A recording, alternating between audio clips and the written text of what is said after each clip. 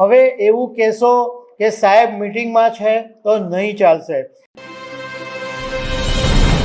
તમને જિંદગીમાં ચોક્કસ એવો અનુભવ થયો હશે કે કોઈ સરકારી અધિકારીઓને તમે ફોન કર્યા હોય તો તમને મોટે ભાગે એવો જ જવાબ મળ્યો હોય, સાહેબ મીટિંગમાં છે પછી ફોન કરો. આવો તમને નહીં, અમને પણ અનેક વખત અનુભવ થયો છે.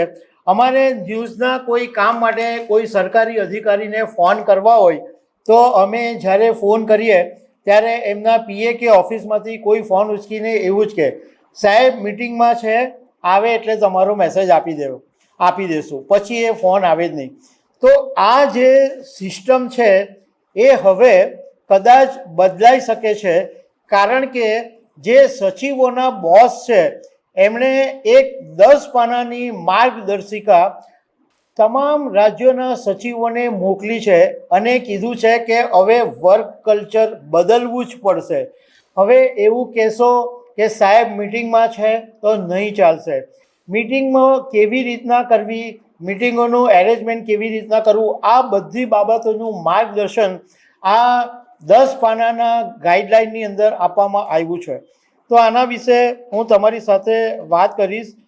મારું નામ રાજેશ શાહ છે અને તમે જોઈ રહ્યા છો ગુજરાતના સૌથી મોટા ડિજિટલ પ્લેટફોર્મ ખબરછે.com. સરકારી અધિકારીઓનો બહુ જ કડવો અનુભવ ઘણા બધાને થતો જ હોય છે કે તમે રૂબરૂ મળવા જાઓ તો બી એમ કે સાહેબ મીટિંગમાં છે, તમે ફોન કરો તો બી સાહેબ મીટિંગમાં છે. અને એવું જોવા મળ્યું છે કે કોઈ પણ અધિકારીનો જે આખા દિવસનું કામ હોય એમાં એનો મેક્સિમમ સમય છે એ મિટિંગોની અંદર જ જાય, કારણ કે મિટિંગોની અંદર બધા સાહેબો ભેગા થાય, નાસ્તા પાણી થાય અને આખા દિવસોની અંદર જુદા જુદા ડિપાર્ટમેન્ટોની મિટિંગ થતી જ રહે છે. સચિવોના જે બોસ છે એટલે કેબિનેટ સચિવ ટીવી સોમનાથને તમામ રાજ્યોના મુખ્ય સચિવો અને director general of administrative training ઇન્સ્ટિટ્યૂટને અસરકારક મિટિંગો કેવી રીતે કરવી એ અંગેની એક માર્ગદર્શિકા મોકલી છે અને 10 પાનાની આ માર્ગદર્શિકા છે. એમણે એવું કીધું છે કે બેઠકો એકદમ સાવ ઓછી કરવી, એટલે ઓછા સમય માટે કરવી. તમને ટીવી સોમનાથન વિશે બ્રીફમાં માહિતી આપી દઉં કે 1987 બેચના તેઓ આઈએએસ ઓફિસર છે અને ઓગસ્ટ 2024થી તેઓ કેબિનેટ સચિવ છે, એટલે બધા સચિવોના બોસ છે. એમણે આની અંદર જે ગાઈડન્સ 10 પાનાનું જે બહાર પાડ્યું છે એમાં એવું કીધું છે કે અધિકારીઓ લાંબી બેઠકોથી બચે અને શક્ય હોય તો માત્ર 30થી 60 મિનિટની જ મિટિંગ પતાવી દે. એમણે એવું કીધું કે એવું જોવા મળ્યું છે કે મોટે ભાગનો જે સિવિલ સર્વન્ટનો આખા દિવસનો સમય હોય છે એ મિટિંગની અંદર જ ખતમ થઈ જાય છે. ઘણી બેઠકો મોડી શરૂ થાય છે અને જરૂરિયાતથી વધારે લાંબી ચાલે છે અને ઘણી બેઠકો એવી હોય છે જે દિશાવિહીન હોય છે, એમાં કોઈ નિર્ણયો લેવાતા જ નથી અને આખરે લાંબી ચર્ચા, નાસ્તા પાણી પછી બેઠક પૂરી થાય અને એનો કોઈ ડિસિઝન આવતું નથી. સોમનાથને કીધું કે આનો હેતુ એ છે કે હવે તમારે વર્ક કલ્ચર બદલવાની જરૂર છે, લોકોને પરેશાની ઓછી થાય એવું કામ કરવાની જરૂર છે. એક ઉદાહરણ બી આપવામાં આવ્યું કે બિહારના અત્યારના જે મુખ્યમંત્રી છે એ ઝડપી મિટિંગો કરવા માટે જાણીતા છે. એમની જે બેઠક છે એ 45 મિનિટમાં જ ખતમ થઈ જાય છે અને એના પહેલાં જે નીતિશ કુમાર મુખ્યમંત્રી હતા ત્યારે એમની બેઠકો કલાકો સુધી ચાલતી હતી. એમણે સોમનાથને એવું કીધું કે બેઠક વ્યવસ્થિત અને સમયબદ્ધ હોવી જોઈએ. એકદમ સામાન્ય બેઠક હોય તો 20 મિનિટથી 50 મિનિટમાં, વધારેમાં વધારે 30થી 60 મિનિટ તમે લઈ શકો છો. અપવાદરૂપ બેઠકો જ એવી હોવી જોઈએ જે લાંબી ચાલે અને કોઈ એક મિટિંગ, કોઈ એક એજન્ડા કે કોઈ એક વ્યક્તિ આખી મિટિંગ પર હાવી નહીં થવું જોઈએ.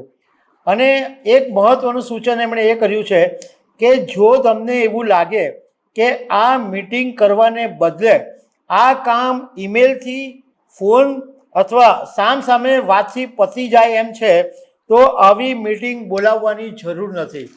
બીજું કે જો તમને ક્લિયર હોય કે આ મીટિંગ જેના માટે તમને મળી રહી છે એનો હેતુ સ્પષ્ટ નથી, તો મહેરબાની કરીને આવી મીટિંગો રાખશો જ નહીં. એવી જ બેઠકો રાખો કે જેની અંદર તમારો હેતુ એકદમ સ્પષ્ટ હોય.